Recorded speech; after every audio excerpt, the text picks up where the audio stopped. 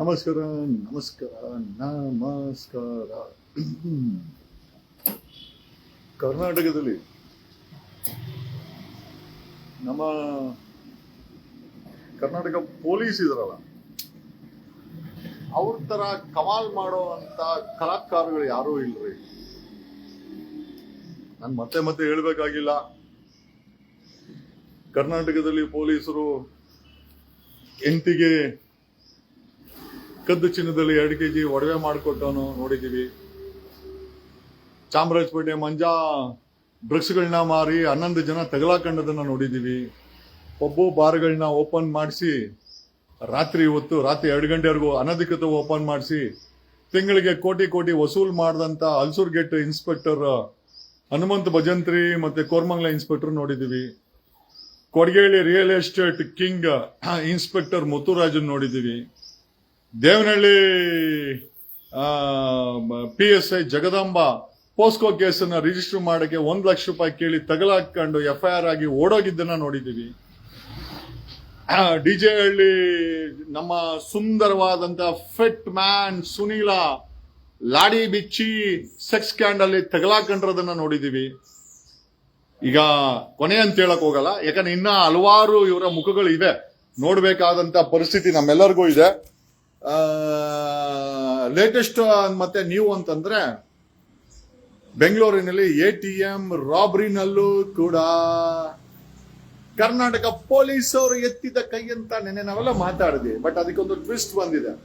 Twist ಏನಪ್ಪಾ, robbery ಕೇಸಿಗೆ ಒಂದು ದೊಡ್ಡ ಟ್ವಿಸ್ಟ್ ಬಂದಿದೆ. ಏನು ಅಂತಂದ್ರೆ ಅಣ್ಣಪ್ಪ ನಾಯಕನನ್ನ ಕರ್ನಾಟಕ ಬೆಂಗಳೂರು ಪೊಲೀಸರು ಅರೆಸ್ಟ್ ಮಾಡೋರು. ನೆನ್ನೆ ನಾನು CMಗೆ ಮತ್ತೆ ಹೋಮ್ ಮಿನಿಸ್ಟರ್ಗೆ ಹೇಳಿದೆ, ಪೊಲೀಸ್ ಇಲಾಖೆ ಮೇಲೆ ಚಾರ್ಜಸ್ ಇರೋದ್ರಿಂದ ಪೊಲೀಸ್ ಇಲಾಖೆ ತನಿಖೆ ಮಾಡಬಾರ್ದು, CIDಗೋ ಅಥವಾ CBIಗೋ ಟ್ರಾನ್ಸ್ಫರ್ ಮಾಡಿ ಅಂತ ನೆನ್ನೆನೇ ಹೇಳಿದೆ. ಆದರೂ ಕೂಡ ಈ ಕರ್ನಾಟಕದ ಕಾಂಗ್ರೆಸ್ ಸರ್ಕಾರ ಹೇಳಿದ ಮಾತು ಕೇಳಲ್ಲ. Yesterday I appeal the government. ಇದು ಪೊಲೀಸ್ ಡಿಪಾರ್ಟ್ಮೆಂಟ್ ಇನ್ವಾಲ್ವ್ಮೆಂಟ್ ಆಗಿರುವಂತ ಡಕಾಯಿತಿ ಆದ್ರಿಂದ ಪೊಲೀಸ್ ಇಲಾಖೆ ಇದನ್ನ ತನಿಖೆ ಮಾಡಕ್ ಬರಲ್ಲ. ಇದರ್ you have to hand over it to CBI or CID ನಲ್ಲಿ ಯಾರಾದ್ರೂ ಒಂದು ಒಳ್ಳೆ IPS ಆಫೀಸರ್ SIT ಸೆಟಪ್ ಮಾಡಿ ಇದನ್ನ ತನಿಖೆ ಮಾಡ್ಬೇಕಂತ. ಈಗ ಈ ಕೇಸ್ಗೆ ಒಂದು ಟ್ವಿಸ್ಟ್ ಬಂದಿದೆ. ಟ್ವಿಸ್ಟ್ ಏನಪ್ಪಾ ಅಂತಂದ್ರೆ ಅಣ್ಣಪ್ಪ ನಾಯಕನನ್ನ ಅರೆಸ್ಟ್ ಮಾಡಿದ್ದಾರೆ. ಆದರೆ ಅಣ್ಣಪ್ಪ ನಾಯಕನನ್ನ ಎಲ್ಲೋ ಗೊತ್ತಿಲ್ಲದ ಸೀಕ್ರೆಟ್ ಲೊಕೇಶನ್ ಅಲ್ಲಿ ಇಟ್ಟು ಅವನಿಗೆ ಬೇರೆ ಪೊಲೀಸ್ ಅಧಿಕಾರಿಗಳ ಹೆಸರುಗಳನ್ನ ಹೇಳಬಾರ್ದು ಅಂತ ಅವನಿಗೆ ಅಲ್ಲಿ ಬೆದರಿಕೆನ ಹಾಕಿ ಬಚ್ಚಿಟ್ಟಿದ್ದಾರೆ ಎಂದು ಅವರ ಸ್ನೇಹಿತರು, ಅವರ ನೆಂಟರು, ಆಮೇಲೆ ನಿಮ್ಗೆಲ್ಲ ಗೊತ್ತಿರಲಿ, ಈ ಅಣ್ಣಪ್ಪ ನಾಯಕ ಈಸ್ ಫ್ರಮ್ ಹಾವೇರಿ ಜಿಲ್ಲೆಯ ಪೊಲೀಸ್ ಕಾನ್ಸ್ಟೇಬಲ್. ಯಾರು ಈ ಮಾಸ್ಟರ್ ಮೈಂಡು ಅಂತ ಮಾಧ್ಯಮ ಪ್ರೊಜೆಕ್ಟ್ ಮಾಡ್ತಾ ಇದ್ದೆ, ಅವನು ಮಾಸ್ಟರ್ ಮೈಂಡ್ ಅಲ್ಲ. ಅವನ ಹಿಂದ್ಗಡೆ ಇನ್ನಷ್ಟು ಅಧಿಕಾರಿಗಳಿದ್ದಾರೆ, ಅವರು ಮಾಸ್ಟರ್ ಮೈಂಡು. ಇದು ಅಣ್ಣಪ್ಪ ನಾಯಕ ಪೊಲೀಸ್ ಇಲಾಖೆಯಿಂದ ಬಲಿಕ ಬಕ್ರ. ಯಾಕೆ ಅಂತಂದ್ರೆ ಮಾಸ್ಟರ್ ಮೈಂಡ್ ಹಿಂದ್ಗಡೆ ಒಂದಷ್ಟು ಅಧಿಕಾರಿಗಳಿದ್ದಾರೆ, ಅವರುಗಳೆಲ್ಲ ಬಚಾವಾಗಿ, ಅಂದ್ರೆ ಅವರು ಕೂಡ ಕ್ರೈಮ್ ಅಲ್ಲಿ ಇದ್ದಾರೆ, ಇವನು ಕ್ರೈಮ್ ಅಲ್ಲಿ ಇದ್ದ, ಯಾರೋ ಅಣ್ಣಪ್ಪ ನಾಯಕ. ಬಟ್ ಇವನನ್ನ ಮುಂದೆ ಬಿಟ್ಟು ಅವರುಗಳೆಲ್ಲ ಬಚಾವಾಗಕ್ಕೆ ಅವನನ್ನ ಒಂದು ಸೀಕ್ರೆಟ್ ಲೊಕೇಶನ್ ಅಲ್ಲಿ ಇಟ್ಟು, ಅಣ್ಣಪ್ಪ ನಾಯಕನನ್ನ ಸೀಕ್ರೆಟ್ ಲೊಕೇಶನ್ ಅಲ್ಲಿ ಇಟ್ಟು ಬೇರೆ ಪೊಲೀಸ್ ಅಧಿಕಾರಿಗಳು ಬೇರೆ ಹೆಸರುಗಳನ್ನ ಹೇಳಬಾರ್ದು ಅಂತ ಇವ್ರುಗಳು ಅವನಿಗೆ ತಾಕೀತು ಮಾಡ್ತಾ ಇದಾರಂತೆ. ಆಮೇಲೆ ಎಷ್ಟು ಭಯಾನಕ ಇದೆ ಸ್ಟೋರಿ ಅಂತಂದ್ರೆ ನೀವು ಕೇಳ್ಬಿಟ್ರೆ ವಾಂತಿ ಆಗತ್ತೆ. ಇವ್ರುಗಳ ಸ್ಕೆಚ್ ಏನಿತ್ತು ಅಂತಂದ್ರೆ, ಈ ಡಕಾಯಿತಿನ ಪ್ಲಾನ್ ಮಾಡಿದ್ದು ಪೊಲೀಸ್ ಇಲಾಖೆಯಲ್ಲಿರುವಂತ ಅಣ್ಣಪ್ಪ ನಾಯಕ ಮತ್ತೆ ಇನ್ನೊಂದಷ್ಟು ಅಧಿಕಾರಿಗಳು. ಇವ್ರದ್ದು ಪ್ಲಾನ್ ಏನು ಅಂತಂದ್ರೆ ಕಳ್ತನ ಮಾಡಿಸೋದು, ಡಕಾಯಿತಿ ಮಾಡಿಸೋದು, ಇದೇ ಪೊಲೀಸರು ಆ ದುಡ್ಡನ್ನೆಲ್ಲ ಈಸ್ಕೊಳೋದು. ಆಮೇಲೆ ಈ ಕಳ್ತನ ಮಾಡೋರು ಹುಡುಗರವ್ರಲ್ಲ, ಅವ್ರನ್ನ ಹುಡ್ಕೋ ತರ ಪ್ಲಾನ್ ಮಾಡೋದು. ಆಮೇಲೆ ಅವ್ರು ಸಿಕ್ಕರೆ ಗುಂಡಾಕಿ ಸಾಯಿಸ್ಬಿಡೋದು. ಸೊ ಗುಂಡಾಕಿ ಸಾಯಿಸ್ಬಿಟ್ರೆ ನೀವೆಲ್ಲ ಅನ್ಕೊಂತೀರಾ, ರಾಬರಿ ಮಾಡಿದ್ದಕ್ಕೆ ಕರ್ನಾಟಕ ಪೊಲೀಸರು ಗುಂಡಾಕಿದ್ದು ಅವರು ಸೆಲ್ಫ್ ಡಿಫೆನ್ಸ್ ಅಲ್ಲ. ಅದ ಪ್ಲಾನ್ ಏನಂತಂದ್ರೆ ಇದು ಫುಲ್ ಪ್ಲಾನ್ ವರ್ಕೌಟ್ ಆಗಿಲ್ಲ. ಏನಕ್ಕೆ ಅಂತಂದ್ರೆ ಗುಂಡಾಕ್ ಕೊಂದ್ಬಿಟ್ರೆ ನಾವೆಲ್ಲ ಫುಲ್ ಖುಷಿಯಾಗಿ ಮರ್ತೋಗ್ಬಿಡ್ತೀವಿ ಕೇಸು. ದುಡ್ಡು ಪೊಲೀಸ್ ಅಧಿಕಾರಿಗಳ ಪಾಲಾಯ್ತು, ಅಣ್ಣಪ್ಪ ನಾಯಕನು ಮತ್ತೆ ಇನ್ನ ಬೇರೆ ಪೊಲೀಸರು ಪಾಲಾಯ್ತು. ಜೊತೆನಲ್ಲಿ ಕೇಸ್ಗೆ ಗುಂಡಾಕದ ಮೇಲೆ ಜನ ಖುಷಿ ಆಗ್ತಾರೆ, ಬಿಡಪ್ಪ ರಾಬರಿ ಮಾಡಿದಕ್ಕೆ ಗುಂಡಾಕ್ಬೇಕು ಅಂತ. ಅಲ್ಲೂ ಕೂಡ ಸಕ್ಸಸ್ಫುಲ್. ಮೂರನೇದು ಕಳ್ತನ ಮಾಡಿಸಿದ್ದು ಪೊಲೀಸ್ ಇಲಾಖೆಯಲ್ಲಿರುವಂತ ಅಧಿಕಾರಿಗಳು ಮತ್ತೆ ಅಣ್ಣಪ್ಪ ನಾಯಕ. ಆದ್ರೆ ಬಲಿಯಾಗಿದ್ದು ಮತ್ತೆ ಈ ಪ್ಲಾನ್ ಇತ್ತು. ಬಟ್ ಆದರೆ ಎಲ್ಲಾ ಪ್ಲಾನ್ ಎಡವಟ್ಟು ಯಾವಾಗ ಆಯ್ತು ಅಂತಂದ್ರೆ ಜನ ಮತ್ತೆ ಮಾಧ್ಯಮ ಈ ಒಂದು ಕೇಸನ್ನ ತುಂಬಾ ಸೀರಿಯಸ್ ತಗೊಂಡಾಗ ಈ ಎಂಟೈರ್ ಎಡವಟ್ಟು ಆಗೋಯ್ತು. ಇಲ್ಲ ಅಂದಿದ್ರೆ ಕಳ್ತನ ಮಾಡಿರೋ ಆ ಸಣ್ಣ ಪುಟ್ಟ ಕ್ರೈಮ್ ಇರುವಂತ ಹುಡುಗರನ್ನ ಗುಂಡಾಕಿ ಕೊಂದುಬಿಟ್ಟು ಈ 7 ಕೋಟಿನ ತಿಂದಾಕುವಂತ ಪ್ಲಾನ್ಗೆ ಇವರು ಸ್ಕೆಚ್ ಹಾಕಿದ್ರು. ಆಮೇಲೆ ಅಣ್ಣಪ್ಪ ನಾಯಕನ ಬಗ್ಗೆ, ಅಣ್ಣಪ್ಪ ನಾಯಕ ಈ ಕ್ರೈಮ್ ಅನ್ನ ಯಾಕೆ ಮಾಡ್ದ ಅನ್ನೋದ್ರ ಬಗ್ಗೆ ಒಂದಷ್ಟು ಮಾಹಿತಿಯನ್ನ ನಿಮಗೆ ಕೊಡ್ತೀವಿ. ಏನಕ್ಕೆ ಅಂತಂದ್ರೆ ಅಣ್ಣಪ್ಪ ನಾಯಕ ಅನ್ನೋನು 4 ವರ್ಷಗಳ ಹಿಂದೆ ಪೊಲೀಸ್ ಕಾನ್ಸ್ಟೇಬಲ್ ಆಗಿ ಆಯ್ಕೆ ಆಗ್ತಾನೆ. ಆಮೇಲೆ ಅವನ ಸ್ವಂತ ಊರು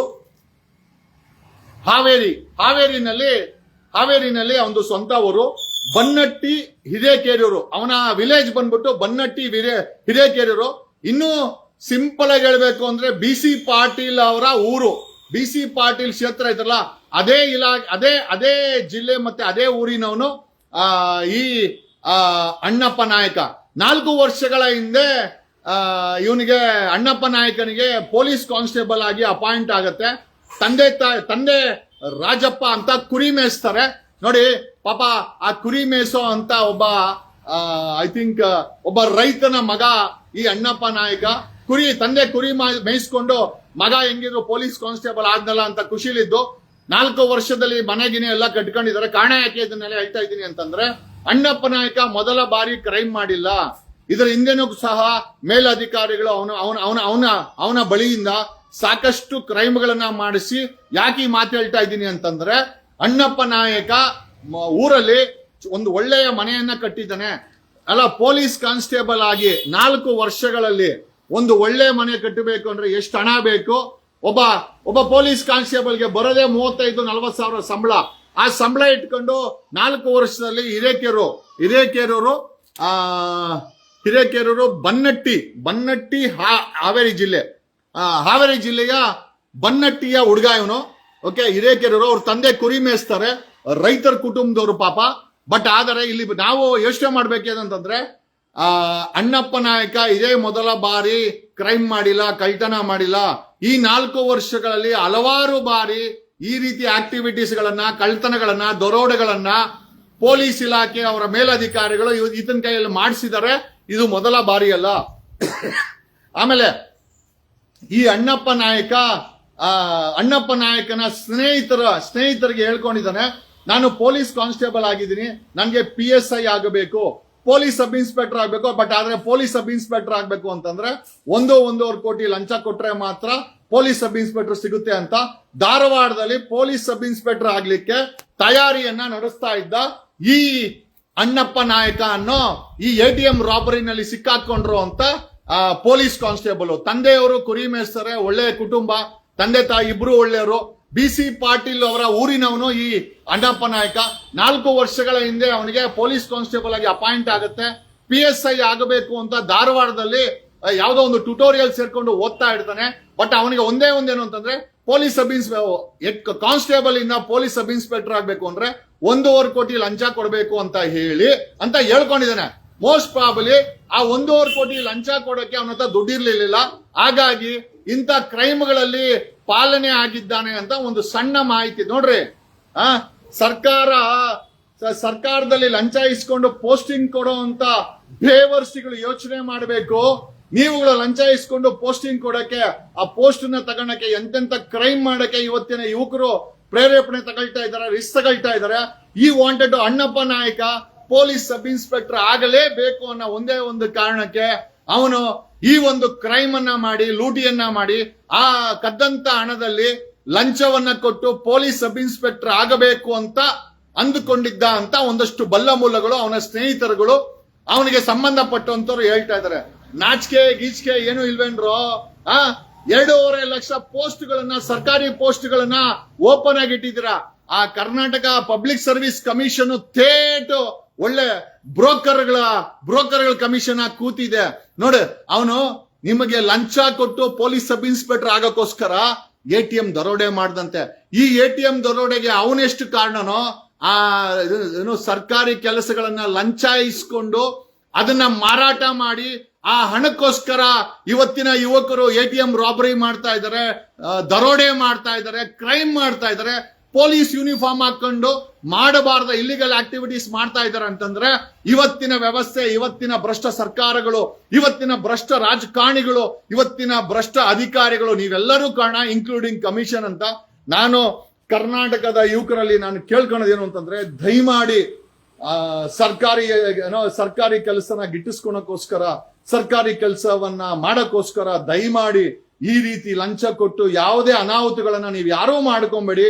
2.5 ಲಕ್ಷ ಸರ್ಕಾರಿ ನೌಕರಗಳು ಖಾಲಿ ಇದೆ, ಅದನ್ನ ಫಿಲ್ ಮಾಡಬೇಕು ಅಂದ್ರೆ ಸಾವಿರಾರು ಕೋಟಿ ಲಂಚ ತಿಂದು ಮಾಡುವಂತ ಸರ್ಕಾರಗಳು.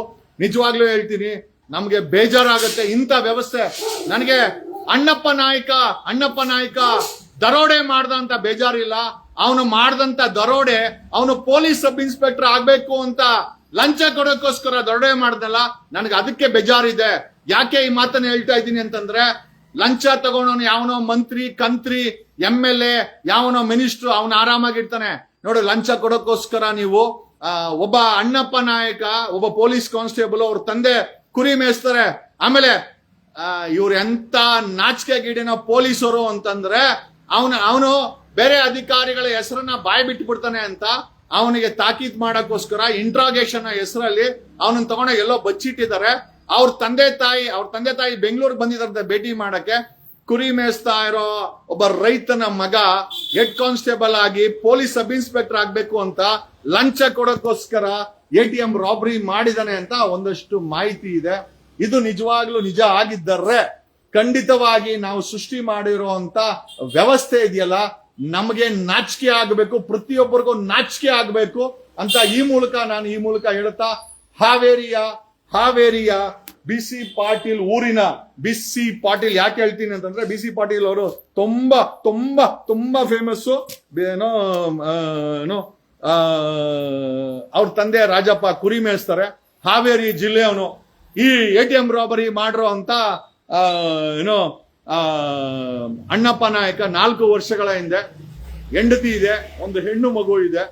ಈ ಆಸ್ ಎ ಫಿಮೇಲ್ ಚೈಲ್ಡ್ ಹೆಂಡತಿ ಇದ್ದಾರೆ. ಇಷ್ಟೆಲ್ಲ ಮಾಡಿದ್ದು ಅವನು ಅಂತ ಅಂದ್ರೆ ನಮಗೊಂದು ಗೊತ್ತಾಗಿದ್ದೇನು ಅಂತಂದ್ರೆ, ಆತ ಪೊಲೀಸ್ ಸಬ್ ಇನ್ಸ್ಪೆಕ್ಟರ್ ಆಗ್ಬೇಕು. ಪೊಲೀಸ್ ಸಬ್ ಇನ್ಸ್ಪೆಕ್ಟರ್ಗೆ 1.5-2 ಕೋಟಿ ಲಂಚ ಕೇಳ್ತಾರೆ. ಆ ಲಂಚ ಕೊಡಕ್ಕೆ ಅವನ ಹತ್ರ ದುಡ್ಡಿರ್ಲಿಲ್ಲ ಅನ್ಸುತ್ತೆ.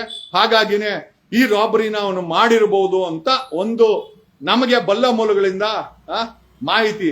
ನಾಚಿಕೆ ಗೀಚಿಕೆ ಏನಾಗವೇನ್ರೋ, 78 ವರ್ಷ ದೇಶ ಆಡಳಿದ್ರ, ಕರ್ನಾಟಕವನ್ನ ಆಡಳಿತ ಮಾಡಿದ್ರ, 1000 ಕೋಟಿ 1400 ಕೋಟಿ ಡಿಕ್ಲರೇಷನ್, 1000 ಕೋಟಿ MLAಗಳು, ಮಿನಿಸ್ಟರ್ಗಳು, ಪ್ರೈವೇಟ್ ಜೆಟ್ಗಳು, ಹೆಲಿಕಾಪ್ಟರ್ಗಳು ತಗೊಂಬಂದು ಇವತ್ತು ಬಡವರ ಮಕ್ಕಳು ಸರ್ಕಾರಿ ಕೆಲಸ ತಗೊಬೇಕು ಅಂದ್ರೆ ಕೋಟಿ ಲಂಚ ಇಸ್ಕೊಂಡು ತಿನ್ನೋಂತ ಬಕಾಸುರುಗಳ ನೋಡ್ರೋ ನೀವು ಮಾಡಿರುವಂತ ವ್ಯವಸ್ಥೆನಲ್ಲಿ. ಆ ಲಂಚ ಕೊಡಕ್ಕೆ ಹುಡುಗರು ಡಕಾಯಿತಿ ಮಾಡ್ತಾ ಇದ್ದಾರೆ, ರಾಬರಿ ಮಾಡ್ತಾ ಇದ್ದಾರೆ. ನಾಳೆ ದಿವಸ ಕ್ರೈಮ್ ಮಾಡಬಹುದು, ಕತ್ಕೊಯ್ಬಹುದು, ಮರ್ಡರ್ ಮಾಡಬಹುದು. ನೀವು ಮಾಡಿರುವಂತ ವ್ಯವಸ್ಥೆನಲ್ಲಿ, ನೀವುಗಳೇ ಕಿತ್ತೋಗಿರೋ ಇಂಥ ವ್ಯವಸ್ಥೆನಲ್ಲಿ. ಆಮೇಲೆ ಒಬ್ಬ ಅಡ್ವೊಕೇಟ್ಗೆ ಇಷ್ಟೊಂದು ಇನ್ಫಾರ್ಮೇಶನ್ ಎಲ್ಲಿಂದ ಬಂತು? That is called investigating the case. ನೀವು ಪೊಲೀಸ್ ಯೂನಿಫಾರ್ಮ್ ಹಾಕೊಂಡು ಮಾಡೋ ಇನ್ವೆಸ್ಟಿಗೇಷನ್ ಅಲ್ಲ ಕಣೋ. ಇನ್ವೆಸ್ಟಿಗೇಷನ್ ನಿಯತ್ತಾಗಿರ್ಬೇಕು, ಪಾರದರ್ಶಕತೆ ಇರಬೇಕು. ನಾವ್ ಹೇಳುವಂತ ಮಾಹಿತಿನಲ್ಲಿ ಒಂದು ತಾಕತ್ ಇರಬೇಕು. ಅಣ್ಣಪ್ಪ ನಾಯಕ ಅನ್ನೋನು ಹಾವೇರಿ ಡಿಸ್ಟಿಕ್ ಅವನು 4 ವರ್ಷದ ಅಪಾಯಿಂಟ್ಮೆಂಟ್ ಅಲ್ಲಿ ಮನೆ ಕಟ್ಕೊಂಡಿದ್ದಾನೆ. ಅವನು ಮನೆ ಕಟ್ಕೊಬೇಕು ಅಂದ್ರೆ ಒಂದು 30-40 ಲಕ್ಷ 50 ಲಕ್ಷ ಆದ್ರೂ ಇದ್ರೆ ಆ ಮನೆಗೆ ಹಣ ಇಲ್ಲಿಂದ ಬರುತ್ತೆ. ಇಲ್ಲಿ ಪೊಲೀಸ್ ಕಾನ್ಸ್ಟೇಬಲ್ ಆಗಿ ಮಾಡಿರುವಂತ ಭ್ರಷ್ಟಾಚಾರವೇ ಮನೆಗೂ ಕೂಡ ಆಗಿರ್ಬೋದು ಅಂತ ನಮಗೊಂದು ಡೌಟ್ ಇದೆ ಅಂತ ಹೇಳುತ್ತಾ, ಇವತ್ತಿನ ಯುವಕರು ಈ ಭ್ರಷ್ಟಾಚಾರ ವ್ಯವಸ್ಥೆನಲ್ಲಿ ಲಂಚ ಕೊಟ್ಟು ಆ ಲಂಚಕ್ಕೋಸ್ಕರ ಕ್ರೈಮ್ ಮಾಡೋದು, ಮನೆ ಮಾರೋದು, ಜಮೀನ್ ಮಾರೋದು, ನಿಮ್ಮ ಅಪ್ಪ ಅಮ್ಮನಿಗೆ ಹಿಂಸೆ ಕೊಡೋದು, ಆಮೇಲೆ ಆ ಲಂಚ ಕೊಟ್ಟು ನೀವು ದೇಶ ಏನು ಉದ್ಧಾರ ಮಾಡ್ತೀರಾ, ಆ ಲಂಚ ಕೊಟ್ಟ ಮೇಲೆ ಆ ಲಂಚನ ತೆಗಿಯೋಕ್ಕೋಸ್ಕರ ನೀವು ಭ್ರಷ್ಟಾಚಾರ ಮಾಡಬೇಕು. ಈ ತರ ಕ್ರೈಮ್ ಮಾಡಿ ತಗಲಾಕೊಂಡ್ರೆ ನಿಮ್ಮ ಭವಿಷ್ಯ ನಾಶ ಆಗುತ್ತೆ.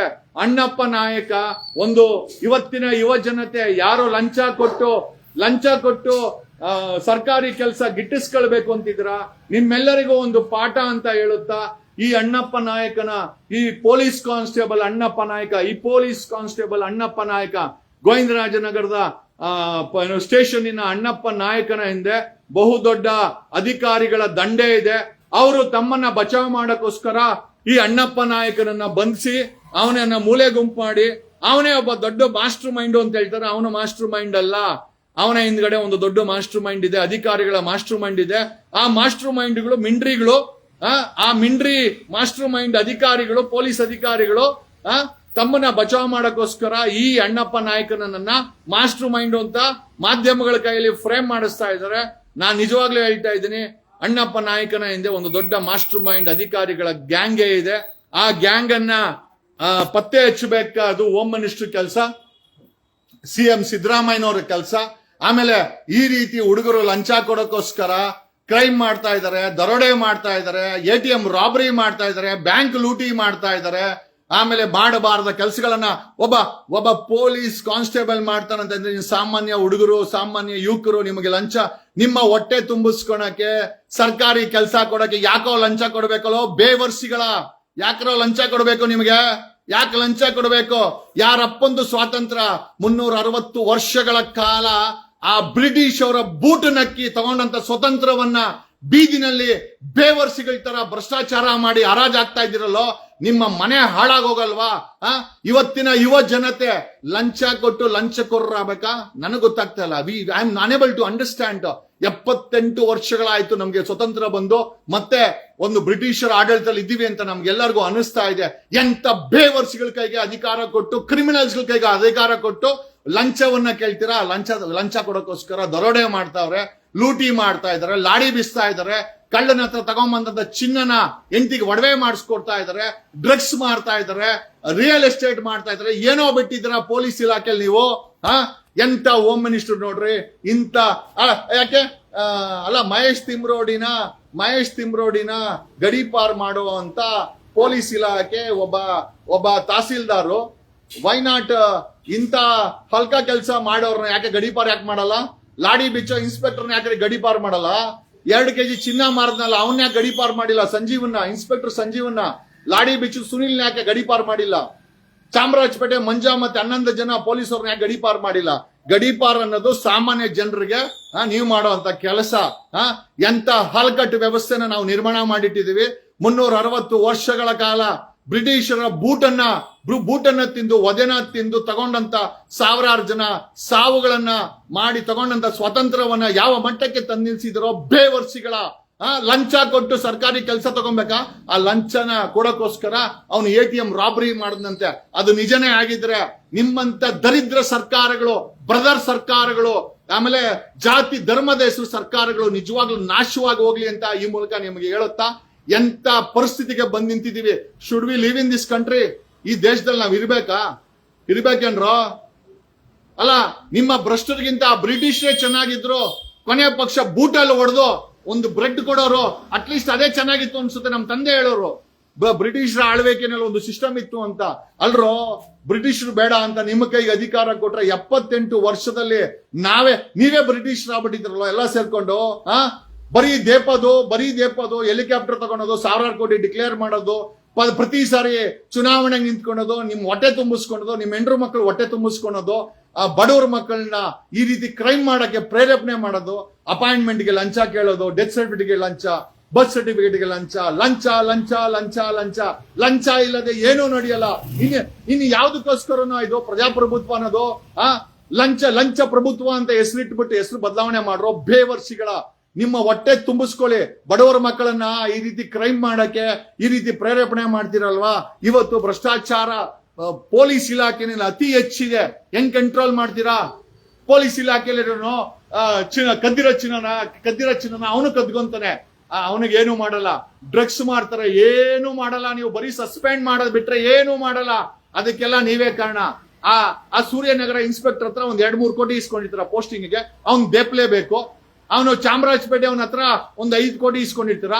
ನಾನು ಹೇಳ್ತಾ ಇರೋದು ಲಂಚ ಪೋಸ್ಟಿಂಗ್ ಲಂಚ ಇಸ್ಕೊಂಡಿರ್ತೀರಾ, ಅವನು ಡ್ರಗ್ಸ್ ಮಾರ್ಲೇಬೇಕು. ಇನ್ನು ಕೊಡಗೇಳಿ ಅವನ ಹತ್ರ 1.5-2 ಕೋಟಿ ಇಸ್ಕೊಂಡಿರ್ತೀರಾ, ಅವನು ರಿಯಲ್ ಎಸ್ಟೇಟ್ ಮಾಡಿ ಅದನ್ನ ರಿಕವರಿ ಮಾಡ್ಲೇಬೇಕು. ಅಲ್ರಿ, ಅಪಾಯಿಂಟ್ಮೆಂಟ್ಗೆ ಲಂಚ, ಪೋಸ್ಟಿಂಗ್ಗೆ ಲಂಚ, ಪ್ರಮೋಷನ್ಗೆ ಲಂಚ. ಇನ್ನೂ ಒಂದ್ ಹೆಜ್ಜೆ ಮುಂದೆ ಹೋಗಿ ಹೆಣ್ಣು ಮಕ್ಕಳು ಸುಂದರವಾಗಿದ್ರೆ ಮಂಚಕ್ಕೂ ಕಡಿಬ ಮಂಚ ಎರಡೂ ಕೊಟ್ಟಾಗ ಮಾತ್ರ ನಿಮ್ಗೆ ಪ್ರಮೋಷನ್ ಸಿಗುತ್ತೆ, ಪೋಸ್ಟಿಂಗ್ ಸಿಗುತ್ತೆ, ಸರ್ಕಾರಿ ನೌಕರಿ ಸಿಗುತ್ತೆ. ಇಂಥ ಬೇವರ್ಸಿ ಬಾಳಕ್ಕೋಸ್ಕರ ಲಂಚ ಕೊಟ್ಟು ಯಾಕ್ರೋ ನಾವು ಸರ್ಕಾರಿ ನೌಕರಿ ಆಗ್ಬೇಕು? ಅದಕ್ಕೋಸ್ಕರನೇ I didn't want to become ನಮ್ ತಂದೆ ಯಾವಾಗ್ಲೂ ಹೇಳೋರು ಮಿಲಿಟರಿ ಸೇರ್ಕೋ ಅಂತ. ನನ್ಗೆ ಇಷ್ಟ ಆಗ್ಲಿಲ್ಲ ಸೇರ್ಕೊಳಕ್ಕೆ. ಕಾರಣ ಯಾಕೆ ಅಂತಂದ್ರೆ ನನ್ಗೆ ಭ್ರಷ್ಟಾಚಾರ ಮಾಡಕ್ಕೆ ಬರಲ್ಲ. ಭ್ರಷ್ಟಾಚಾರ ವ್ಯವಸ್ಥೆನಲ್ಲಿ ಬದುಕಕ್ಕೆ ಬರಲ್ಲ, ನಾನು ಧ್ವನಿ ಮಾಡ್ತೀನಿ. So many of my friends told become an IPS officer. ಯಾವನು ಕ್ರಿಮಿನಲ್ಗೆ ಸಲ್ಯೂಟ್ ಹೊಡಿಯೋಕ್ಕೋಸ್ಕರ ಯಾಕ್ರೋ IPS ಆಫೀಸರ್ ಆಗ್ಬೇಕು? ಒಂದು ನಿಯತ್ತಿದ್ದಾಗ ಮಾತ್ರ, ಕೊಡೋ ಸಂಬಳಕ್ಕೆ ಕೊಟ್ಟರು, ಗಾಡಿಗೆ ಕೊಟ್ಟರು, ಮನೆಗೆ ಕೊಟ್ಟರು, ಆಫೀಸ್ಗೆ ನಿನಗೆ ಹೊಡೆಯೋ ಸಲ್ಯೂಟ್ಗೆ ನಿಯತ್ತಿರೋಂತ ಯಾವ್ದಾದ್ರು ಒಬ್ಬ IPS ಆಫೀಸರ್ ತೋರಿಸಿ. 180 ಜನ IPS ಆಫೀಸರ್ ಇದಾರೆ, ಅವ್ರ ಆತ್ಮ ಮುಟ್ಕೊಂಡು ಹೇಳಿ ಅವರು ನಿಜವಾಗ್ಲೂ ನಿಯತ್ತ ಕೆಲಸ ಮಾಡ್ತಾರೆ. ನಾನ್ ಖಂಡಿತವಾಗಿ ಹೇಳ್ತೀನಿ, ಅವರು ನಿಯತ್ತ ಕೆಲಸ ಮಾಡ್ತಾ ಇಲ್ಲ. ನಾನು ಅದಕ್ಕೋಸ್ಕರನೇ ಐ ವಾಂಟೆಡ್ ಟು ಬಿಕಮ್ ನಾನು ಆರ್ಮಿನಲ್ಲಿ ಅಥವಾ ಡಿಫೆನ್ಸ್ ಅಲ್ಲಿ ಶಾರ್ಟ್ ಸರ್ವಿಸ್ ಕಮಿಷನ್ ಅಲ್ಲಿ ಆಫೀಸರ್ ಆಗ್ಬೇಕು ಅನ್ಕೊಂಡೆ, ಬೇಡ ಅಂತ ಬಿಟ್ಬಿಟ್ಟೆ. ದೆನ್ ಯಾರೋ ಒಂದಷ್ಟು ಜನ ಫ್ರೆಂಡ್ಸ್ ಹೇಳ್ದು IPI ಏನೋ ಸಿವಿಲ್ ಸರ್ವಿಸ್ ಎಕ್ಸಾಮ್ ಬರಿ ಅಂತ. ನಮಗ್ ಗೊತ್ತು ನಾವಲ್ಲೆಲ್ಲ ಫಿಟ್ ಆಗಲ್ಲ, ಯಾಕೆ ಅಂತಂದ್ರೆ ನಮ್ ಬಾಯಿ ಸರಿ ಇಲ್ಲ, ಪ್ರಶ್ನೆ ಮಾಡ್ತೀವಿ, ನಮ್ಮನ್ನ ಉಗಿದು ಓಡಿಸ್ಬಿಡ್ತಾರೆ ಅಂತ ನಮ್ಗೆ ಗೊತ್ತಿತ್ತು. ಹಂಗಾಗಿನೇ ಕೊನೆಗೆ ಉಳಿದಿದ್ದು ಜಸ್ಟ್ ಪಾಸ್ ಅಲ್ಲಿ ಅಡ್ವೊಕೇಟ್. ಬಟ್ ಒಂದಂತ ಹೇಳ್ತೀನಿ, ನಾನು ಬೇರೆ ಅಡ್ವೊಕೇಟ್ ಕಂಪೇರ್ ಮಾಡಕ್ಕಾಗಲ್ಲ. But being N advocate, I am performing my fundamental duties of my constitution. ನನ್ನ ದೇಶದ ಸಂವಿಧಾನದ ಅಟ್ಲೀಸ್ಟ್ ಮಿನಿಮಮ್ ಬಾಧ್ಯತೆಯನ್ನು ನಾನು ಮಾತಾಡ್ತಾ ಇದ್ದೀನಿ, ಜನರನ್ನ ಎಚ್ಚರಿಸ್ತಾ ಇದ್ದೀನಿ. ನಾನು ಏನಾಗುತ್ತೋ ಗೊತ್ತಿಲ್ಲ. ಈ ವಿಡಿಯೋಗಳು ಮಾಡೋದ್ರಿಂದ ಎಷ್ಟೋ ಜನ ಕೇಳ್ತಾರೆ, ಸರ್ ಈ ವಿಡಿಯೋ ಮಾಡಕ್ರೆ ಏನ್ ಪ್ರಯೋಜನ ಅಂತ. ನನಗೆ ಗೊತ್ತಿಲ್ಲ ಏನ್ ಪ್ರಯೋಜನ ಅಂತ. ಒಂದಂತೂ ನಿಜ, ಜನರ ಮೈಂಡ್ಗೆ ಸತ್ಯ ಅಂತೂ ಹೋಗ್ತಾ ಇದೆ, ಅದೇ ಪ್ರಯೋಜನ. ಇವತ್ತಿನ 2.5 ಲಕ್ಷ ಆ ಪೋಸ್ಟ್ಗಳೇನಿದೆ, ಈ ಬಕಾಸುರುಗಳು, ಈ ಕ್ರಿಮಿನಲ್ಗಳು, ಆ ಹುಡುಗರ ಹತ್ರ 1 ಕೋಟಿ 2 ಕೋಟಿ, ತಹಸೀಲ್ದಾರ್ಗೆ DYSPಗೆ 5 ಕೋಟಿ ಅಂತೆ. ನೀವು ನಂಬ್ತೀರಾ? ಒಬ್ಬ DCP ಆಗಿರುವಂತ ಒಬ್ಬ ವ್ಯಕ್ತಿ DYSP ಆಗಿ ಅಪಾಯಿಂಟ್ ಆಗಿ IPS ಪ್ರಮೋಷನ್ಗೆ 4 ವರ್ಷದಲ್ಲಿ 50 ಕೋಟಿ ಲಂಚ ಕೊಟ್ಟು IPS ಮಾಡ್ಕೊಂಡಿದ್ದಾನೆ. 50 ಕೋಟಿ ಲಂಚ ಕೊಟ್ರೆ ಒಬ್ಬ DYSP KPSC ಅಲ್ಲ ಸ್ಟೇಟ್ ಕ್ಯಾಡ್ರೆ DYSPನ 50 ಕೋಟಿ ಕೊಟ್ರೆ IPS ರ್ಯಾಂಕ್ ಕೊಡೋ ಅಂತ ಬೇವರ್ಸಿಗಳು ಈ ದೇಶದಲ್ಲಿ ಇದಾರೆ ಅಂತಂದ್ರೆ ನಮ್ಮ ವ್ಯವಸ್ಥೆ ಎಲ್ಲಿ ಹೋಗ್ತಾ ಇದೆ? ಅವನು 50 ಕೋಟಿ ಕೊಡಕ್ಕೆ ಎಷ್ಟು ಕ್ರೈಮ್ ಮಾಡಿರ್ಬೋದು, ಅಥವಾ ಎಷ್ಟು ಕ್ರೈಮ್ಗೆ ಸಪೋರ್ಟ್ ಮಾಡಿರ್ಬೋದು ಅವನು DCP ಆಗಿರೋನು? ಈ ಎಲ್ಲಾ ವಿಚಾರಗಳನ್ನ ನಿಮಗೆ ತಿಳಿಸುತ್ತಾ ದಯಮಾಡಿ ಇವತ್ತಿನ ಯುವ ಜನತೆ ನಾನು ಕೇಳ್ಕೊಳ್ಳೋದು ಏನು ಅಂತಂದ್ರೆ, the day I become CM, ನನ್ಗೆ ಗೊತ್ತಿಲ್ಲ, ಬಟ್ ಆಗ್ತೀನಿ ಅಂತ ನನ್ನ ನಂಬಿಕೆ ಇದೆ. ಆದ್ರೆ ನಿಜವಾಗ್ಲೂ ಇಂಟರ್ವ್ಯೂನ KPSC ಬಿಲ್ಡಿಂಗ್ ಅಲ್ಲಿ ಕಂಡಕ್ಟ್ ಮಾಡಲ್ಲ, ಒಂದು ಸ್ಟೇಡಿಯಂ ಅಲ್ಲಿ ಕಂಡಕ್ಟ್ ಮಾಡ್ತೀವಿ, ಓಪನ್ ಆಗಿ ಕಂಡಕ್ಟ್ ಮಾಡ್ತೀವಿ, ಒಂದು 20 ಕ್ಯಾಮ್ರಾಗಳನ್ನ ಹಾಕಿ ಕಂಡಕ್ಟ್ ಮಾಡ್ತೀವಿ, ಪಾರದರ್ಶಕತೆ ಮೇಂಟೈನ್ ಮಾಡ್ತೀವಿ. ₹1 ಲಂಚವಿಲ್ಲದೆ ಸರ್ಕಾರಿ ನೌಕರಿಯನ್ನ ನಾನು ಹಂಚ್ತೀನಿ, ವಿತೌಟ್ ಎ ಸಿಂಗಲ್ ಪೈಸೆ ಲಂಚ. ಸರ್ಕಾರಿ ನೌಕರಿಗಳನ್ನ ನಾನ್ CM ಆದ್ರೆ ಖಂಡಿತವಾಗಿ ಆ 2.5 ಲಕ್ಷ ಪೋಸ್ಟ್ಗಳನ್ನ ₹1 ಲಂಚ ಇಲ್ಲದೆ, ಲಂಚವಿಲ್ಲದಂತ ವ್ಯಕ್ತಿಗಳನ್ನ ನಾವು ತಯಾರು ಮಾಡಿದಾಗ ನಮ್ಮ ಸಮಾಜ ಲಂಚ ಮುಕ್ತ ಆಗುತ್ತೆ. ಅವನಿಗೆ PSIಗೆ 1.5 ಕೋಟಿ ಇಸ್ಕೊಂಡ ಅಂತಂದ್ರೆ ಅವನು 1.5 ಕೋಟಿ ಕೊಟ್ಟು ಬಂದು 1000 ಕೋಟಿ ಮಾಡಕ್ಕೆ ಕ್ರೈಮ್ ಮಾಡ್ತಾನೆ. ನಮಗೆ ಕ್ರಿಮಿನಲ್ಸು ಕ್ರೈಮ್ ಮಾಡೋರು ಬೇಕಾಗಿಲ್ಲ, ನಮ್ಮ ದೇಶವನ್ನ ಕಾಪಾಡೋರು ಬೇಕು, ನಮ್ಮ ದೇಶವನ್ನ ಪ್ರೀತಿ ಮಾಡೋರು ಬೇಕು, ಸಮಾಜವನ್ನ ಪ್ರೀತಿ ಮಾಡುವಂತ ಅಧಿಕಾರಿಗಳು ಬೇಕಾಗಿದೆ. ಆಮೇಲೆ ಎಲ್ಲದಕ್ಕಿಂತ ಹೆಚ್ಚಾಗಿ ಬರೀ ವ್ಯವಸ್ಥೆನ ದೂರ ಮಾಡೋದಲ್ಲ, ಖಂಡಿತವಾಗಿ ಕರ್ನಾಟಕದ ಯುವ ಜನತೆ ನಾನು ಕೇಳ್ಕೊಳ್ಳೋದೇನು ಅಂತಂದ್ರೆ, ಡು ನಾಟ್ ಪ್ರೇ ಬ್ರೈಬ್. ಲಂಚ ಕೊಡಬೇಡಿ, ಲಂಚ ತಗೊಳ್ಬೇಡಿ, ಲಂಚ ಕೊಡಬೇಡಿ. ಸಂಪಾದನೆ ಮಾಡಿ, 1000 ಕೋಟಿ ಸಂಪಾದನೆ ಮಾಡಬಹುದು, ನಿಯತ್ತಾಗೂ ಕೂಡ ಸಂಪಾದನೆ ಮಾಡಬಹುದು. ಅದಕ್ಕೆ ಲಂಚ ತಗೊಂಡೇ ಮಾಡ್ಬೇಕಾಗಿಲ್ಲ. ನಾನು ಹೇಳೋದೇನು ಅಂತಂದ್ರೆ, never bribe for A government job. ಸರ್ಕಾರಿ ನೌಕರಿಗೆ ಯಾವತ್ತು ಲಂಚ ಕೊಡಬೇಡಿ. ನಾನ್ CM ಆದ್ರೆ ಕಂಠೀರವ ಸ್ಟೇಡಿಯಂ ಅಲ್ಲಿ ಓಪನ್ ಆಗಿ KPSC ಕರ್ಕೊಂಡ್ಬಂದು ಕುಂಡಿಸ್ಬಿಟ್ಟು, ಕರ್ನಾಟಕ ಪಬ್ಲಿಕ್ ಸರ್ವಿಸ್ ಕರ್ಕೊಂಡ್ಬಂದು ಕುಂಡಿಸ್ಬಿಟ್ಟು ಇಂಟರ್ವ್ಯೂ ಮಾಡ್ತೀವಿ. We will interview in open. ಯಾವುದೇ ಕಾರಣಕ್ಕೂ ₹1 ಲಂಚ ಯಾವನು ತಗೊಳ್ಬಾರ್ದು. ಲಂಚ ಕೊಡೋದು ತಪ್ಪು, ತಗೊಂಡೋಗೋದು ತಪ್ಪು. ನಾನೇನಾದ್ರು CM ಆದ್ರೆ ಕಾನೂನಿಗೆ ಅಮೆಂಡ್ಮೆಂಟ್ ತಗೊಂಡ್ಬಂದು ಬೀದಿನಲ್ಲಿ ನೇಣಾಕ್ಸ್ತೀನಿ. ಯಾವನೇ ಲಂಚ ತಗೊಂಡೆ we will hang them in the public ಅಂತ ಹೇಳುತ್ತಾ, this is a very serious issue. ಅಲ್ರಿ, ಒಬ್ಬ ATM ರಾಬರಿ ಮಾಡಿರೋ ಅಂತ ಅಣ್ಣಪ್ಪ ನಾಯಕ ಕಾರಣ ಕೇಳದ ಹೋದ್ರೆ ಅವನು PSI ಆಗ್ಲಿಕ್ಕೆ ಲಂಚ ಕೊಡಕ್ಕೆ ರಾಬರಿ ಮಾಡವನೆ ಅಂತ ಗೊತ್ತಾಗ್ತಾ ಇದೆ ಅಂತಂದ್ರೆ, ಎಂತ ಸಂಕಟವಾದಂತ ಪರಿಸ್ಥಿತಿಲಿ ಇವತ್ತು ನಮ್ಮ ವ್ಯವಸ್ಥೆ ನಡೀತಾ ಇದೆ. ಎಂತ ಭ್ರಷ್ಟ ಕೈಯಲ್ಲಿ ನಾವು ಅಧಿಕಾರ ಕೊಟ್ಟಿದ್ದೀವಿ. ಬಿಜೆಪಿನ ಬೈಕೊಂಡ್ ಬಂದಂತ ಇದೇ ಕಾಂಗ್ರೆಸ್, ಅವರ ಕಾಂಗ್ರೆಸ್ ನಲ್ಲಿ ಲಾಡಿ ಬಿಚ್ಚೋ ಅಂತವನು, ಚಿನ್ನ ಮಾರ್ಕೊಳೋ ಅಂತನು, ಎಂತ ವೇಸ್ಟ್ ಫೆಲೋ ಹೋಮ್ ಮಿನಿಸ್ಟರ್ ಲೆಕ್ಕ ಹಾಕೊಳ್ರಿ. ಆ ಹೋಮ್ ಮಿನಿಸ್ಟರ್ ಮೇಲೆನೆ ಚಾರ್ಜಸ್ ಇದೆ. ED ಅವರು ನೋಟಿಸ್ ಕೊಟ್ಟವ್ರೆ. ಜೈಲಲ್ಲಿರೋ ರನ್ಯಾರಾವ್ಗೆ ಹೋಮ್ ಮಿನಿಸ್ಟರ್ ಟ್ರಸ್ಟ್ ಇಂದ ದುಡ್ಡು ಹೋಗಿದೆ ಅಂತ ವ್ಯಕ್ತಿ ಯಾರನ್ನ ಪ್ರಶ್ನೆ ಮಾಡಕ್ಕೆ ಸಾಧ್ಯ ರೀ? ಈ ATM ರಾಬರಿಯಿಂದ ದೊಡ್ಡ ಪೊಲೀಸ್ ಅಧಿಕಾರಿಗಳ ದಂಡೆ ಇದೆ. ಯೋಗ್ಯತೆ ಇದ್ರೆ ಹುಡುಕಿ, ಇಲ್ಲ ಅಂತಂದ್ರೆ ನಾನು CM ಆದಾಗ ಫೈಲನ್ನು ವಾಪಸ್ ತರಿಸಿ, ಅದನ್ನ ಬಚ್ಚಿಟ್ಟವನ್ಗೋ ಮುಚ್ಚಿಟ್ಟವನ್ಗೋ ಇಬ್ಬರಿಗೂ ಕಾನೂನು ರೀತಿ ಏನ್ ಕ್ರಮ ಮಾಡಬೇಕು ಅಂತ ನನಗೆ ಗೊತ್ತಿದೆ ಅಂತ ಈ ಮೂಲಕ ಹೇಳ್ತಾ, the day is not for we are to liberalise. ಈ ದೇಶದಲ್ಲಿ ಮಾತಾಡಬೇಕು, ಇದು ನಮ್ಮ ಹಕ್ಕು. ಇವ್ರ ಅಪ್ಪನ ಮನೆಯಿಂದ ಯಾರಿಗೂ ನಮಗೆ ಅಧಿಕಾರ ಕೊಟ್ಟಿಲ್ಲ. ಪೂರ್ತಿ ಅಧಿಕಾರ ಕೊಟ್ಟಿರೋದು ಈ ದೇಶದ ಸಂವಿಧಾನ. ಈ ಸಂವಿಧಾನ ಬರ್ದೋರು, ಸಂವಿಧಾನ ಕೊಟ್ಟೋರು, ಆ ಬ್ರಿಟಿಷರಿಂದ ನಮ್ಗೆ ಸ್ವತಂತ್ರ ಕೊಡಿಸಿದವರು. ನಿಜವಾಗ್ಲೂ ಈ ಪರಿಸ್ಥಿತಿ ನೋಡಿದ್ರೆ ಹೆಂಗೆ ಅನಿಸಿರ್ಬೋದಲ್ಲ ಅವ್ರ ಆತ್ಮಗಳಿಗೆ ನೋಡ್ಕೊಂಡು, ಎಂತ ದರಿದ್ರ ವ್ಯವಸ್ಥೆನ ನಾವು ಸೃಷ್ಟಿ ಮಾಡಿಟ್ಟಿದ್ದೇವೆ. ಇವತ್ತು ಮಾಧ್ಯಮಗಳಿಗೆ ಯಾರಿಗೇನೂ ಬೇಕಾಗಿಲ್ಲ. ಡಿ ಕೆ ಶಿವಕುಮಾರ ಸಿಎಂ ಆಗ್ತಾನ, ಡಿ ಕೆ ಶಿವಕುಮಾರ್ ಸಿಎಂ ಆಗ್ತಾನೋ ಅಥವಾ ಮನೆಗೆ ಹೋಗ್ತಾನೋ, ವಿ ಆರ್ ಲೀಸ್ಟ್ ಬಾದರ್ಡ್. ಇಂತ ದುರ್ನಾತ ಹೊಡಿತಾರಂತ ವ್ಯವಸ್ಥೆನ ಸರಿ ಮಾಡಕ್ಕೆ ಯಾವ ಡಿ ಕೆ ಶಿವಕುಮಾರನ್ ಕೈಯಿಂದ ಸಾಧ್ಯ ಇಲ್ಲ, ಯಾವ ಸಿದ್ದರಾಮಯ್ಯನ ಕೈಯಿಂದ ಸಾಧ್ಯ ಇಲ್ಲ. ಅದು ಒನ್ ಮ್ಯಾನ್. ನಾನು ಹೇಳ್ತೀನಲ್ಲ, ನನ್ನ ದೊಡ್ಡಸ್ಕಿ ಹೇಳ, ನನ್ನ ಹತ್ರ ಯಾವ್ದು ಪಾರ್ಟಿನೂ ಇಲ್ಲ ಸದ್ಯಕ್ಕೆ ಪರಿಸ್ಥಿತಿನಲ್ಲಿ. ಬಟ್ ಒಂದು ಪಾರ್ಟಿ ಸಿಗುತ್ತೆ ಅಂತ ನಂಬಿಕೆಯಲ್ಲಿದ್ದೀನಿ. The day I get a party, ಸಾಮಾನ್ಯ ಜನರುಗಳಿಗೆ ಟಿಕೆಟ್ ಕೊಟ್ಟು ಗೆಲ್ಲಿಸ್ಕೊಂಬಂದು ಆ ವಿಧಾನಸೌಧದಲ್ಲಿ ಜನರ ಸರ್ಕಾರವನ್ನ ಮಾಡಿ, ಲಂಚ ಮುಕ್ತ ಸರ್ಕಾರವನ್ನ ಮಾಡಿ, ಗಾಂಜಾ ಡ್ರಗ್ಸ್ ಮುಕ್ತ ಸರ್ಕಾರವನ್ನ ಮಾಡಿ, ರೇಪ್ ಮುಕ್ತ ಸರ್ಕಾರವನ್ನ ಮಾಡಬೇಕು, ಟೋಲ್ಗೇಟ್ ಮುಕ್ತ ಸರ್ಕಾರಗಳನ್ನ ಮಾಡಬೇಕು. ಆಮೇಲೆ ಜನರಿಗೆ ಸೇವೆ ಬೇಕು ಅಂತಂದ್ರೆ ಮನೆಗೆ ಸರ್ಕಾರಿ ಸೇವೆಗಳು ಹೋಗ್ಬೇಕೇ ಹೊರತು ಜನ ಬಂದು ಕ್ಯೂ ನಿಂತ್ಕೊಂಬಾರ್ದು. ಸರ್ಕಾರಿ ಸೇವೆಗಳು ಮನೆಗೆ ಹೋಗ್ಬೇಕ್ರಿ. DL ಬೇಕಾ ನಿನಗೆ, ಡೆತ್ ಸರ್ಟಿಫಿಕೇಟ್ ಬೇಕಾ, ಬರ್ತ್ ಸರ್ಟಿಫಿಕೇಟ್ ಬೇಕಾ, ಪ್ಲಾನ್ ಬೇಕಾ, ಏನು ಬೇಕು, ನಿನ್ನ ಮನೆಗೆ ಒಂದು ಫೋನ್ ಕಾಲ್ ಹಾಕ್ರೆ ವೈ ಕಾಂಟ್ ನಾನು the day I become CM first will open up A call centre. ಸರ್ಕಾರಿ ಕಾಲ್ ಸೆಂಟರ್ ಓಪನ್ ಮಾಡ್ತೀವಿ. ವಿ ವಿಲ್ ಯಾರು ಸಾರ್ವಜನಿಕರಿಗೆ ಏನೇ ಬೇಕಾಗಿರ್ಲಿ ಕಾಲ್ ಸೆಂಟರ್ ಫೋನ್ ಮಾಡಿದ್ರೆ ನಿಮಗೆ ಅದಕ್ಕೆ ಬೇಕಾದಂತ ಫೀಸ್ ನೀವು ಡೆಬಿಟ್ ಮಾಡಬಹುದು. ಮನೆಗೆ ಬಂದು ನಿಮಗೆ ಎಲ್ಲಾ ಸೌಕರ್ಯಗಳನ್ನು ಕೊಡುವಂತ ದಿನ ದೂರ ಇಲ್ಲ. ನಿಜವಾದಂತ ರಾಮರಾಜ್ಯ ಅದೇ ರೀ. ಯಾವತ್ತು ಲಂಚ ಮುಕ್ತ ಸರ್ಕಾರ. 700 ರೇಪ್ ಆಗಿದೆ. ನಾಚಿಕೆ ಮಾನ ಮರ್ಯಾದೆ ಏನಾದ್ರೂ ಇದೆಯಾ? 700 ರೇಪ್ ಆಗಿದೆ. 2025 ಪೊಲೀಸ್ ಇಲಾಖೆ ಬದುಕಿದ್ದೀರೇನ್ರೋ ನೀವು? 1.25 ಲಕ್ಷ ಪೊಲೀಸ್ ಫೋರ್ಸ್ ಇದೆ. 18,000 ಪೊಲೀಸ್ ಶಾರ್ಟೇಜ್ ಇದೆ. 700 ಹೆಣ್ಣು ಮಕ್ಕಳ ಅತ್ಯಾಚಾರ ಆಗಿದೆ ಕರ್ನಾಟಕದಲ್ಲಿ. ನಾಚಿಕೆ ಗೀಚಿಕೆ ಏನಿಲ್ವಾ ಪೊಲೀಸ್ ಇಲಾಖೆಗೆ?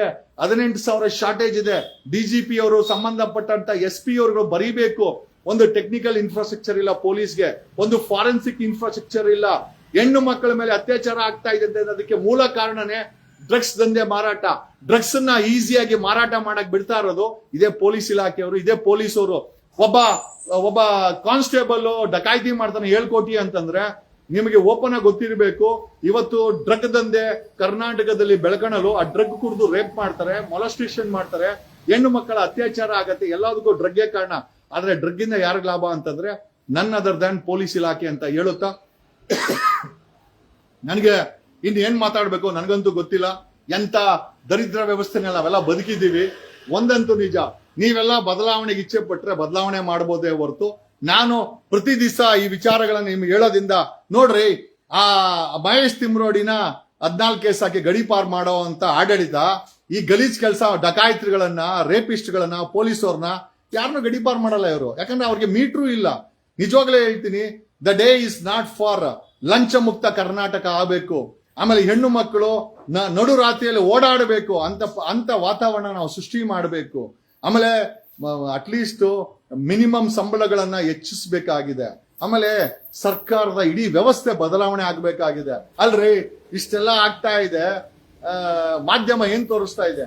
ಡಿ ಕೆ ಶಿವಕುಮಾರ್ ಕೆಮ್ಮದ್ರ, ಡಿ ಕೆ ಶಿವಕುಮಾರ್ ಉಗಿದ್ರ, ಡಿ ಕೆ ಶಿವಕುಮಾರ್ ವಾಕಿಂಗ್ ಮಾಡ್ತಾವ್ರ, ಡಿ ಕೆ ಶಿವಕುಮಾರ್ CM ಆಗ್ತಾರ? ಡಿ ಕೆ ಶಿವಕುಮಾರ್ CM ಆಗ್ಲಿ, ಅಂಗನ ಹಾಳಾಗನ ಹೋಗ್ಲಿ. ಯಾಕೆ ಅಂತಂದ್ರೆ ನಮಗ್ ಬೇಕಾಗಿರೋದು, ನಾವು ಜೀವನ ಮಾಡ್ತಾ ಇರೋದು ಡಿ ಕೆ ಶಿವಕುಮಾರ್ ಇಂದ. ನಾವು ಕಟ್ಟರೋ ಓಟಿಂದ ಯಾವನಾದ್ರೂ ಸರ್ಕಾರ ಮಾಡ್ತಾನೆ, ನಾವು ಕಟ್ಟ ತೆರಿಗೆಯಿಂದ ಆ ಸರ್ಕಾರಗಳು ನಡೀತದೆ. ಬಟ್ ನಮಗೆ ಸೌಕರ್ಯ ಬೇಕೇ ಹೊರತು ಯಾವನ್ CM ಆಗ್ಲಿ, ಯಾವನ್ ಹಾಳಾಗನ ಹೋಗ್ಲಿ, ಅದು ನಮಗೆ ಬೇಕಾಗಿಲ್ಲ. ಬಟ್ ಇಡೀ ವ್ಯವಸ್ಥೆ ಕಲುಷಿತ ಆಗಿದೆ. ಯುವ ಜನತೆಯಲ್ಲಿ ನಾನು ಈ ವಿಡಿಯೋನ ಕ್ಲೋಸ್ ಮಾಡಕ್ ಮುಂಚೆ ನಾನು ಕೇಳ್ಕೊಳ್ಳೋದೇನು ಅಂತಂದ್ರೆ, ಉತ್ತರ ಕರ್ನಾಟಕದ ಹುಡುಗರು ಸರ್ಕಾರಿ ಕೆಲ್ಸಕ್ಕೋಸ್ಕರ ಏನ್ ಬೇಕಾರೆ ಮಾಡ್ತಾರೆ. ದಯಮಾಡಿ ಲಂಚ ಕೊಡಕ್ ಹೋಗ್ಬೇಡಿ. ಇವನು ಅಣ್ಣಪ್ಪ ನಾಯ್ಕನ್ ತರ ATM ರಾಬರಿ ಮಾಡಿ ಅದರಲ್ಲಿ ಪೊಲೀಸ್ ಸಬ್ ಇನ್ಸ್ಪೆಕ್ಟರ್ಗೆ 1.5 ಕೋಟಿ ಲಂಚ ಕೊಟ್ಟು ಹೋಗಕ್ಕೆ ಅವ್ನು ರೆಡಿ ಆಗಿದ್ದಂತೆ ಅಂತ ಮಾಹಿತಿ ಇದೆ. ಇದೇನಾದ್ರೂ ನಿಜವಾಗ್ಲೂ ನಿಜ ಆಗಿದ್ರೆ ಇದಕ್ಕಿಂತ ದರಿದ್ರ ಪರಿಸ್ಥಿತಿ ಭಾರತಕ್ಕೆ ಇನ್ನೇನು ಬರಕ್ಕೆ ಸಾಧ್ಯನೇ ಇಲ್ಲ ಅಂತ ಹೇಳುತ್ತಾ, ದಯಮಾಡಿ ಯುವ ಜನತೆ ಎಚ್ಚರದಿಂದ ಇರಬೇಕು. ಲಂಚವನ್ನ ವಿರೋಧಿಸಿ, ಲಂಚ ಕೊಡಬೇಡಿ. ಸ್ವಲ್ಪ ಕಷ್ಟ ಆಗತ್ತೆ, ಆದ್ರೂ ಕೂಡ ಲಂಚ ಕೊಡ್ಬೇಡಿ. ಈಸಿಯಾಗಿ ಲಂಚ ಕೊಟ್ಟು, ಜಮೀನ್ ಮಾರಿ ಲಂಚ ಕೊಟ್ಟು ಸರ್ಕಾರಿ ಕೆಲಸ ಗಿಟ್ಟಿಸ್ಕೊಳೋದು, ಅಪ್ಪನ ಆಸ್ತಿ ಮಾಡೋದು, ಸಾಲ ಮಾಡೋದು, ಮೀಟರ್ ಬಡ್ಡಿ ತಗೊಳೋದು ಏನು ಇಲ್ಲ ಅಂದಾಗ, ಅಲ್ರಿ ಅವನ ಅಣ್ಣಪ್ಪ ನಾಯಕನ, ಆ ಪೊಲೀಸ್ ಕಾನ್ಸ್ಟೇಬಲ್ ಅಣ್ಣಪ್ಪ ನಾಯಕನ ತಂದೆ ಕುರಿ ಮೇಯಿಸ್ತಾರ್ರಿ. ಅವ್ರಿಗೆ ಎಷ್ಟು ನೋವಾಗಿರ್ಬೇಕು. ತನ್ನ ಕುರಿ ಮೇಯಿಸ್ತಾರೋ, ಕುರಿ ಮೇಯಿಸಿ ಅವನಿಗೆ ಊಟ ಹಾಕಿ ಒಬ್ಬ ಸರ್ಕಾರಿ ನೌಕರ ಮಾಡಿರುವಂತ ತಂದೆಗೆ ಇವತ್ತು ಮಗ ATM ರಾಬರಿ ಮಾಡಿದಾನೆ. ಕಾರಣ ಹೆಚ್ಚು ಕಡಿಮೆ 90% ಕಾರಣ ಪೊಲೀಸ್ ಸಬ್ ಇನ್ಸ್ಪೆಕ್ಟರ್ ಆಗ್ಲಿಕ್ಕೆ ಅವನು ಲಂಚ ಕೊಡೋಕ್ಕೋಸ್ಕರ ATM ರಾಬರಿ ಮಾಡಿದಾನೆ ಅಂತ ಮಾಹಿತಿ ಇದೆ. ಇದು ನಿಜವಾಗಿನೇ ಆಗಿದ್ರೆ ಎಂತ ದರಿದ್ರ ಸರ್ಕಾರಗಳನ್ನ, ದರಿದ್ರ ಜನಗಳನ್ನ ನಾವು ಇವತ್ತು ಆಯ್ಕೆ ಮಾಡಿದೀವಿ ಅಂತ ಸ್ಪಷ್ಟವಾಗಿ ಗೊತ್ತಾಗುತ್ತೆ. ಯಾವ ಸಿದ್ದರಾಮಯ್ಯ ನಾನು ಕಳಂಕ ರಹಿತ ಅಂತನೋ, ನೋಡ್ರಿ ಸಿದ್ದರಾಮಯ್ಯನವ್ರೆ, CM ಸಿದ್ದರಾಮಯ್ಯನವ್ರೆ, ನಿಮ್ಮ ಬಗ್ಗೆ ತುಂಬಾ ಗೌರವ ಇದೆ. ಯಾಕೆ ಅಂತಂದ್ರೆ ನಿಮ್ಮ ಅನುಭವ, ನಿಮ್ಮ ಸಾಧನೆ ಕಡಿಮೆ ಇಲ್ಲ. ಆದ್ರೆ ನಿಮ್ಮ ಆಡಳಿತದಲ್ಲಿ ಒಬ್ಬ ಪೊಲೀಸ್ ಕಾನ್ಸ್ಟೇಬಲ್ PSI ಆಗೋಕ್ಕೋಸ್ಕರ 1.5 ಕೋಟಿ ಲಂಚ ಕೊಡೋಕ್ಕೋಸ್ಕರ ರಾಬರಿ ಮಾಡಿದಾನೆ ಅಂತ ಮಾಹಿತಿ ಇದೆ. ಇದು ನಿಜವಾಗಿದ್ದರೆ ಖಂಡಿತವಾಗಿ ಇದಕ್ಕಿಂತ ದೊಡ್ಡ ಅನಾಹುತ ದೇಶದಲ್ಲಿ ಮತ್ತೊಂದಿಲ್ಲ. ಯುವ ಜನತೆ ಕ್ರೈಮ್ ನತ್ತ ವಾಲ್ತಾ ಇದ್ದಾರೆ, ಕ್ರೈಮ್ ಮಾಡ್ತಾ ಇದ್ದಾರೆ, ಲೂಟಿ ಮಾಡ್ತಾ ಇದ್ದಾರೆ. ಆಮೇಲೆ ಮುಂದೊಂದು ದಿನ ಇದು ಭುಗಿಲೆದ್ದಾಗ ಅದು ಅನಾಹುತ ಆಗೋದು ಇಡೀ ಸಮಾಜಕ್ಕೆ, ಇಡೀ ಕರ್ನಾಟಕಕ್ಕೆ, ಇಡೀ ಭಾರತಕ್ಕೆ ಅಂತ ಹೇಳುತ್ತಾ ನನ್ನ ಈ 2 ಮಾತುಗಳನ್ನ ಮುಗಿಸ್ತಾ ಇದ್ದೀನಿ ಸ್ನೇಹಿತರೆ.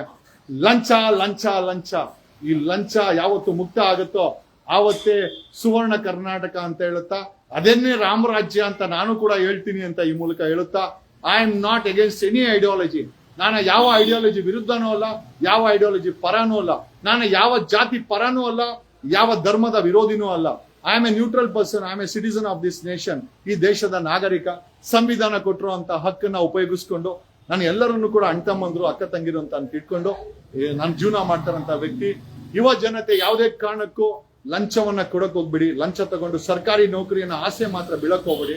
ಇಲ್ಲ ಅಂತಂದ್ರೆ ಇವತ್ತು ಅಣ್ಣಪ್ಪ ನಾಯಕನಿಗೆ ಆಗಿರುವಂತ ಅನಾಹುತನೇ ನಿಮಗೂ ಆಗುತ್ತೆ. ಅವನನ್ನ ಗುಂಡಾಕಿ ಸಾಯಿಸಿದ್ರು ಕೂಡ ಆಶ್ಚರ್ಯ ಪಡಬೇಕಾಗಿಲ್ಲ.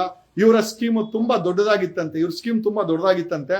ಹುಡುಗರ ಕೈಲಿ ರಾಬರಿ ಮಾಡಿಸಿ ಪೊಲೀಸರು ದುಡ್ಡು ಹಂಚ್ಕೊಂಡು ಅರೆಸ್ಟ್ ಮಾಡೋ ನೆಪದಲ್ಲಿ ಅವರುಗಳಿಗೆ ಗುಂಡಾಕಿ ಸಾಯಿಸ್ಬಿಟ್ಟು ಇಡೀ ಪ್ರಕರಣವನ್ನು ಮುಚ್ಚಾಕಬೇಕು ಅಂತ ಒಂದು ಮಾಸ್ಟರ್ ಪ್ಲಾನ್ ಮಾಡಿದ್ರು. ಬಟ್ ಅದೇನೋ ಅವರ ಮಾಸ್ಟರ್ ಪ್ಲಾನ್ ಕರೆಕ್ಟ್ ಆಗಿ ವರ್ಕೌಟ್ ಆಗಿಲ್ಲ ಅಂತ ಮಾಹಿತಿ ಇದೆ. ಇಡೀ ಪ್ರಕರಣವನ್ನ ದಿಕ್ಕು ತಪ್ಪಿಸ್ಬೇಕು ಅಂತ ಏನಿಲ್ಲ, ಹುಡ್ಕೊಳಕ್ ಹೋದ್ರಿ, ಅರೆಸ್ಟ್ ಮಾಡಕ್ ಹೋದ್ರಿ, ಅವರು ಅಟ್ಯಾಕ್ ಮಾಡಕ್ ಬಂದ್ರು ಅಂತ ಗುಂಡು ಹಾಕ್ಬಿಟ್ರೆ ಅಲ್ಲಿಗೆ ಕಳ್ಳರು ಸತ್ತೋದ್ರು, ದರೋಡೆಕೋರರು ಸತ್ತೋದ್ರು. ದುಡ್ಡು ಮಾತ್ರ ಈ ಭ್ರಷ್ಟ ಪೊಲೀಸರ ಕೈಯಲ್ಲಿ ಇರ್ತದೆ. ಜನರಿಗೇನೋ ಬಿಡು, ATM ದರೋಡೆ ಮಾಡಿದ್ರು, ಗುಂಡಾಗಿ ಸಾಯಿಸ್ತು ಅಂತ ಅವರು ಸಮಾಧಾನ ಮಾಡ್ಕೊಂತಾರೆ. ಇಡೀ ಪ್ರಕರಣವನ್ನ ಮುಚ್ಚಾಕುವಂತ ಎಲ್ಲಾ ಪ್ರಯತ್ನಗಳನ್ನ ಇವ್ರು ಮಾಡ್ತಾ ಇದ್ರು. ಅಣ್ಣಪ್ಪ ನಾಯಕನ ಹಿಂದೆ ಒಂದು ದೊಡ್ಡ ಭ್ರಷ್ಟ ಅಧಿಕಾರಿಗಳ ದಂಡೆ ಇದೆ. ಅವರ ಹೆಸರುಗಳು ಹೊರಗಡೆ ಬರಬೇಕು. Home minister, it has to come. ಇಷ್ಟು ಮಾಹಿತಿ ತೆಗೆದಿರೋ ನನಗೆ ಅಣ್ಣಪ್ಪ ನಾಯಕನ ಹಿಂದೆ ಯಾರಿದ್ದಾರೆ ಅಂತ ತೆಗಿಯೋ ದೊಡ್ಡ ವಿಚಾರ ಅಲ್ಲ. ನೀವ್ ಹೇಳಿದ್ರೆ ತುಂಬಾ ಒಳ್ಳೇದು, ಜನ ಮೆಚ್ಕೊಂತಾರೆ. ನಾನ್ ಬಾಯಿ ಬಿಟ್ಟು ಹೇಳಿದ್ರೆ ನೀವ್ ಮುಖದ ಮೇಲೆ ಕಂಬಳಿ ಹಾಕೊಳ್ಬೇಕಾಗತ್ತೆ ಅಂತ ಹೇಳ್ತಾ ಈ ಲೈವ್ ಅನ್ನ ಮುಗಿಸ್ತಾ ಇದ್ದೀನಿ. Thanks a lot, love you all. ಕನ್ನಡದಲ್ಲೂ ಕನ್ನಡ. ನಾನ್ ನಿಮ್ಗೋಸ್ಕರ ಧ್ವನಿ ಮಾಡ್ತಾ ಇರೋದು. ನನಗೆ ಇದೇನು ಆಗ್ಬೇಕು. ಈ ATM ರಾಬರಿಯಿಂದ ನನಗೇನು ಲಾಭ ಇಲ್ಲ, ಅಥವಾ ಅವನನ್ನ ಹೊಗಳೋದ್ರಿಂದ, ತೆಗಳೋದ್ರಿಂದ, ಈ ಪೊಲೀಸ್ ಇಲಾಖೆನ ಕ್ಯಾಕರ್ಸಿ ಉಗಿಯೋದ್ರಿಂದ ನನಗೇನು ಲಾಭ ಇಲ್ಲ. I am being your voice. ಇವತ್ತಿನ ಯುವ ಜನತೆ ಲಂಚ ಕೊಡಬಾರ್ದು. ಲಂಚ ಕೊಡೋದು ತಪ್ಪು, ತಗೊಳ್ಳೋದು ತಪ್ಪು. ನೀವು ಸರ್ಕಾರಿ ನೌಕರಿಗೋಸ್ಕರ ಲಂಚ ಕೊಟ್ರೆ ಅದಕ್ಕಿಂತ ದೊಡ್ಡ ಅಪರಾಧ ಮತ್ತೊಂದಿಲ್ಲ. ಇಡೀ ವ್ಯವಸ್ಥೆನ ಭ್ರಷ್ಟಾಚಾರವಾಗಿ ಮುಳುಗಿಸೋದ್ರಲ್ಲಿ ನಿಮ್ಮ ಪಾತ್ರ ದೊಡ್ಡದಾಗತ್ತೆ. ನಾಳೆ ಇದೇ ಅಣ್ಣಪ್ಪ ನಾಯಕನ ಪರಿಸ್ಥಿತಿ ನಿಮಗ್ ಬರಬಾರ್ದು ಅಂತಂದ್ರೆ ಲಂಚ ಕೊಡಬೇಡಿ. ಲಂಚ ಕೊಟ್ಟು ಸರ್ಕಾರಿ ಕೆಲಸವನ್ನ ಗಿಟ್ಟಿಸ್ಕೊಳ್ಬೇಡಿ. ಧನ್ಯವಾದಗಳು. Thanks a lot. ನಾನು ನಿಮ್ಮ ವಕೀಲ್ ಸಾಬ್, advocate Jagadish. Thanks a lot.